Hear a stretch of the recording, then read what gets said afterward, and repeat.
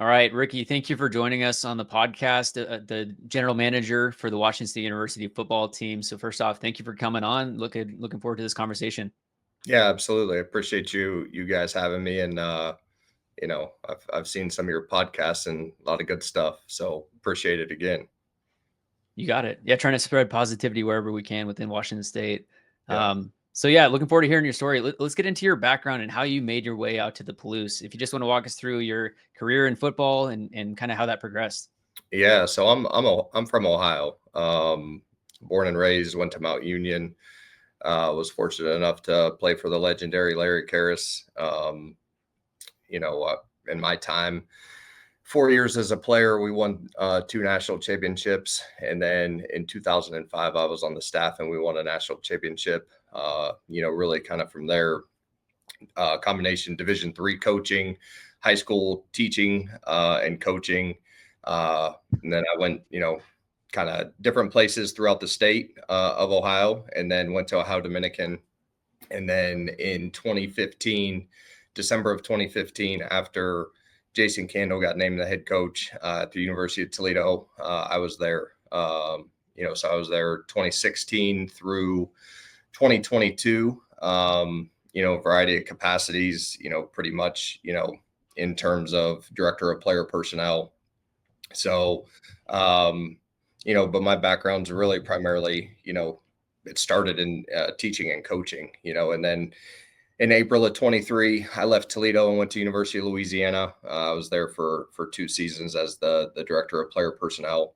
And then, here in January, I joined Coach Rogers, here at Wazoo. And so that progression throughout your career, I guess, it sounds like those are all relatively similar roles, like director of player personnel and now general manager. Are they somewhat similar? Honestly, I think you could probably poll people with various titles, whether it be director of player personnel, general manager, and it's probably going to look differently. Really, everywhere you go, it kind of depends on the program, the head coach.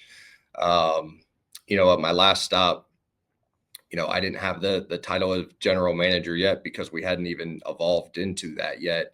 But I was doing very, very similar stuff in terms of, in terms of my background as the director of player personnel, recruiting coordinator. It's really all been about player evaluation, identification, the recruiting piece of it, projecting, what our needs are, what, holes we have, where we're at, positionally, having a big picture viewpoint of each individual position group, and then working with the coaches, in terms of identification, individual recruitment. Everybody's recruitment is different, as you guys know, and the process is different for everybody as well. But then, now it's changed in terms of you have NIL, you have, collectives, rev share, players have agents now.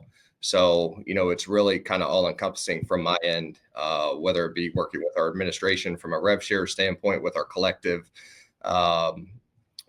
working with our current players, in terms of, from a financial standpoint, and then I manage our salary cap as well, Okay. So it's changed, some and evolved, as I'm sure you guys can imagine, just with how college football has shifted over the last few years. But really at the core roots of it, I mean, it's still about relationships and building relationships and identifying players that you feel are a good fit within your program.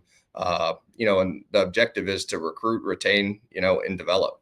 So, and that's kind of the forefront of it, in terms of where we're at. We want to recruit, retain, and develop, high school recruits. And, that's kind of what we believe in, and what we feel is, a sustainable model here for us. And then we supplement it where we feel like, we have holes or we have needs, so we can create competitive depth. Mm-hmm. I just wanted to jump back to the Mountain Union days real quick. Sure. Coach Karras, the Yep. all-time winningest coach in college Yep. football history, in terms of winning percentage, 322 and 24. I mean, Yep. what did you take as a player? And then the second part, I guess, would be as a staffer from being with Coach Karras. Yeah, I think, you got to be prepared every day. You have to take advantage of your opportunities. You never know when they're going to come, or how they're going to come. And, you never know how many you're going to get. If you don't, you may only get one. And if you're not ready for the moment, you may not get another one. So, I think the overall preparation, worrying about, what we could control, having a really, diligent process in terms of making sure that we were at our best. And it was really not the outside or our opponent. It really started with us first and foremost in our preparation and attention to detail. You had to come prepared every day because there was great competition within every position group. And, the best players played. So that preparation, and it really kind of started, in terms of kind of how I view it, in terms of, this is personnel driven. Football is personnel driven. And it was really kind of, instilled at a young age, players, formations, and plays. It always starts with the players. Put them in the right formation and call the right plays for them. So don't try to fit a square peg in a round hole. And I think, the evolution of, when I was there as a player, we were really a two back offense, two back, really 21, split back, we got in the I formation, and then, kind of fast forward to 2005, we were completely different, in terms of we had evolved, so it was, continuing to grow, continuing to evolve and adapt and, utilize, what you have around you to be successful. So, we had a lot of really good coaches. I mean, Vince Karras recruited me. He succeeded at, Coach Karras, as the head coach, won a couple of national championships. He's currently defensive coordinator at University of Toledo. Jason Candle was on the staff, current head coach at University of Toledo. Matt Campbell, head coach at Iowa State. Nick Sirianni, head coach, Philadelphia Eagles. Wow.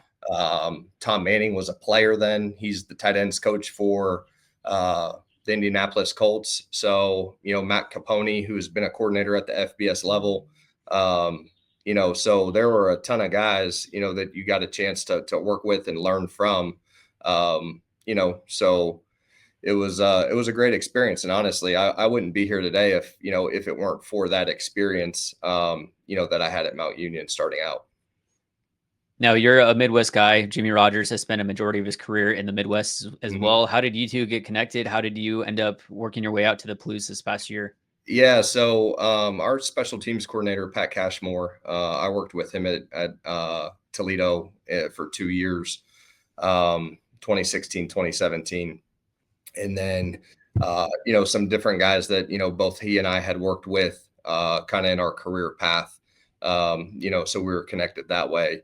And, when, our conversations, took place and started to, evolve. And, I was really impressed with him, obviously proven track record, as a defensive mind, as a recruiter, and, obviously as a head coach, the success that he's had in his career. And, I felt like it was a really good opportunity. Washington State's a national brand, has done it at a national level.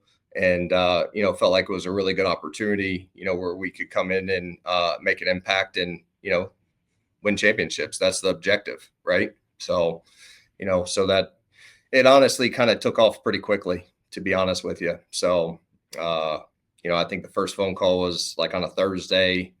By that Saturday night, I had accepted the job, and, that following Friday I was here. So it was a quick turnaround. So, you got to give, in all this, my wife, like, a ton of credit, in terms of, just what she has been able to do. And, like, I mean, it's like, hey, I'm leaving. I'll see you, packing up. And, we have 3 kids and getting them situated. And then, her flying out here, looking at places, to the moving company, to getting everything set up. I mean, if I didn't have her, I'd be lost. That's for sure. So, but yeah, it's been good. I mean, it's really been a sprint, since we've been here. And, that's kind of to be expected, especially in the, where you're at in college football with, when you do have a coaching change, and kids have options. So it's, it's been really good. The staff's good, good guys, they're knowledgeable and, good to work with. How's your experience been so far out on the Palouse? You end up moving out to Pullman. As you Yep. mentioned, it's been a sprint so far during your time. What does a day in the life of a GM at Washington State look like? How much of it is actively looking for players to recruit in the transfer portal versus retention? What does that all look like as your day to day? It's all encompassing, to be quite honest with you. You try to balance it as best as possible, and you try to have a plan, in terms of how, what you need to do to attack every day. And, at the end of it, you got to make sure that, you communicate effectively with the people that are in the building. But also too, you got to be able to adjust. And, the biggest thing is like, we're going to have retention meetings, with our current roster. And, those are continuous, and having transparent and honest conversations. And then, in terms of the evaluation of high school prospects, that's continuous. Recruiting is the lifeblood of your program. So, you better do your due diligence and know what you're getting, and making sure that they're a right fit for the right reasons. And then, it's trying to, accrue, and create, in terms of the transfer portal, we had a really good plan going into it. And I thought, we signed a number of guys and, excited about, creating more competition just within the overall structure of the football team, and guys that have played a lot of valuable reps as well. So, that was kind of the focus, and, really just working day to day, in terms of supporting in terms of Coach Rogers, what he needs, to, working with our administration on various things, whether it be compliance to NIL, to different fundraisers, you kind of name it. So it's ever changing, that's for sure. So, but it's been good. I enjoy it. Mm-hmm. I guess one question I would have for you, you get on campus and your job, I mean, it's full. It's packed to the brim day one. Yeah. You guys have a class that Dickert worked on getting in here. You had Coach Rogers with his class going to South Dakota State. So I guess, what would you give you guys as a staff as a grade in terms of your first couple months, in terms of getting, having retention here with the current roster and then filling out the rest of the roster? Yeah. In terms of with where we were, and I could, it was a little unique based on, I got here January 10th. We started school January 6th, and you had to be applied as a transfer on January 10th to even be able to have an opportunity to get into school. So by the time I showed up, it was pretty much already done in terms of the transfer cycle for that window, right? And then it was building relationships, within, the guys that had signed previously in December under the old staff, and then we signed a completely different class, in terms of, a lot of guys, followed Coach Rogers and his staff from South Dakota State, so getting that in place, then the evaluation, really within the roster, right? Where are we at? What do we, feel like are our strengths? What are, some areas that we feel like we need to address, in the short term, what does every individual room look like? Do we have enough competitive depth with veteran players, at specific positions, and having transparent, honest conversations, and with players too, that were currently on our roster. So, I think overall, I think we've done a pretty decent job. I think I'd probably say a B, right now. We'll find out a little bit more once, here in a couple of months when the pads come on. But, we feel like we did a good job in terms of addressing some things that, we feel can help us in terms of create more competition within the overall structure of the roster, and balancing the roster a little bit more too. So a couple weeks ago, there was breaking news that there was 2 transfer quarterbacks that are coming out to the Palouse. Jimmy Rogers says this isn't the YMCA. This is competitive football, Yep. competitive sports. Yep. Walk us through the process of how you identify these guys, what kind of drew your eye to them, and then that process of reaching out to them, seeing if they're interested, offering them, getting them to actually transfer. Yeah. So for us, it was really about creating, bringing guys in that, number one, the first and foremost thing, do we think that they're a good fit? Do we think that they're a fit within our culture, within the community, within the university? And really, at the end of the day, like in the locker room, are there any red flags?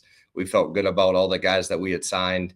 And it's unique. I mean, it's, trying to figure out, in terms of, who they are as people. It's speed dating really at the end of the day. Right. And, getting them here, some of the visits are abbreviated. Some are maybe a little bit longer, but, it's really about football, about things that for the right reasons.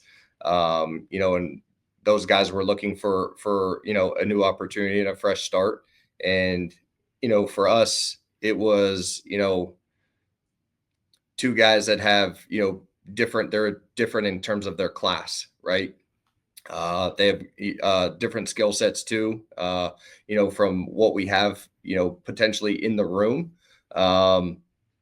Both are agile guys that can make plays with their legs. And we just felt like it was a unique opportunity for us to be able to create more competition, within the quarterback room as a whole.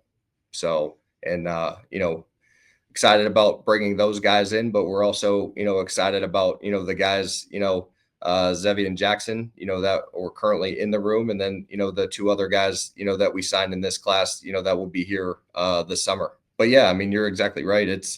It's competitive. We came here to win and, to create a competitive roster from top to bottom. One thing that Washington State, a tradition in terms of recruiting, is the Polynesian pipeline that has been through WSU in the 70s, whether it's with the throwing Samoan Jack Thompson, or if we go back to the early years of Leach with Coach Joe Salavea, you had, Frankie Luvu, Hercules Mataafa, and we're seeing that not only in the prep signees, but as well as some of the transfers that we've seen come in here. Talk about what Everett Thompson, Mike Ayupati, yourself, and the whole staff is doing in terms of really trying to get back to those roots. Yeah, Nick Alamalo, and it's really trying to create, identifying guys that we feel are the right fit for Washington State in the current moment. And it's really about relationships and being able to connect with guys, on a different level. And, we felt at the end of the day that, those guys, were a great fit for us. And, we're excited that, the transfers that we added decided to join us. And, we're excited about the future in terms of, future classes as well. So, but yeah, I mean, it's really starts with relationships and open dialogue and communication, and then there's, the trust component within that as well. And I think, those guys are, number one, great people, really good communicators, and they care about young people and their success and their overall trajectory to become the best version of themselves. And, felt strongly about them and, feel really good about where we currently sit. I'm curious about the working directly with the Cougar Collective. How does that process? What does that process exactly look like when you're reaching out? And it sounds like you deal with salary control and also with the players and all that type of stuff. What does that process look like for connecting with the collective, determining where you're going to allocate those types of funds? Yeah, I mean, it's really just based on we have I actually had a meeting, Zoom meeting with them, here today. Those guys are great. Diehard Coug fans, in terms of what they've done and how they've built the collective, over the years has been more than impressive. So really thankful for, the working relationship and the partnership that I have for them, or with them. And honestly, it's almost like, these guys work full time, and really kind of pro bono, really. Yeah. So, anything that we need from their end, they're always willing to, give up their time. And, and if they don't have the answer, or they think someone's, a good connecting piece here for this reason, they try to, connect the dots for us, especially a staff that's only been here, for a few months. But really it's, just working with them, having clear, concise dialogue, open lines of communication, honesty, trust and respect. And I think, we've developed that, really in a short amount of time. And, really glad to be able to work with those guys, that are affiliated with the collective for sure. One of the last ones for me, you mentioned early how this job, your duty, your namesake differs from maybe some other programs where folks Sure. might have the same Yeah. gig. So how do you differentiate, or how do we differentiate your job from, maybe Mike Lombardi over at North Carolina or the SEC schools of the world? Yeah, I mean, honestly, you'd probably have to ask them, to be quite honest with you. And I'm not trying to be funny, but in terms of what it is, when I was at Toledo, there was a former GM that came in. He was the director of college scouting then, and we were just talking about different things, and he said that the thing that I missed, when I became the general manager, it's still about players. I was going to all these different meetings and all these things, and I kind of lost sight about, it's still about, personnel driven and player acquisition and creating the best roster, but it always comes down to players. And, I think about that, a lot, just based on it's always personnel driven. And there's so many different things in terms of like administratively that you could be tried to take away from. But at the end of the day, like, it's always about players and the retention, the recruitment, and the acquisition of players to create the best roster that you can. So that's always at, the forefront, for me when I think about it, in terms of like prioritizing things. Last one for me. Washington State is actually going to be hosting Toledo this year. Can you give us a little insight, maybe a scouting report on what their general scheme might be? I know you're a year or two removed. Yeah, I'm a couple years removed. I have a lot of great respect for, for the guys over there. I know a lot personally, and have good friendships with them today. And, there's a decent number of players, that are still on the roster that, I'd helped recruit, in my time there. And, they're always talented. It's always going to be a challenge. I know they're going to play really good defense, focus on stopping the run, limiting explosive plays. And then kind of on the flip side of it, it's creating explosive plays on offense and, taking care of the football and obviously scoring as many points as they possibly can. So, we're going to have to, we got a long time before that, and we got to worry about, doing what we can within our program with our guys, here in the summer months, to put us in a position to be really competitive, throughout training camp into the season as well. But yeah, it'll be unique. That's for sure. But it'll be, like I said, I have a lot of respect for those guys over there and, what they've meant for me in my career and, a lot of admiration, for the players over there, that I have personal relationships, with. Awesome. Well, Ricky, really appreciate your time. Thanks for hopping on. Looking forward to seeing you guys progress through this summer and into the fall, and go Cougs. I appreciate it. Thanks, guys.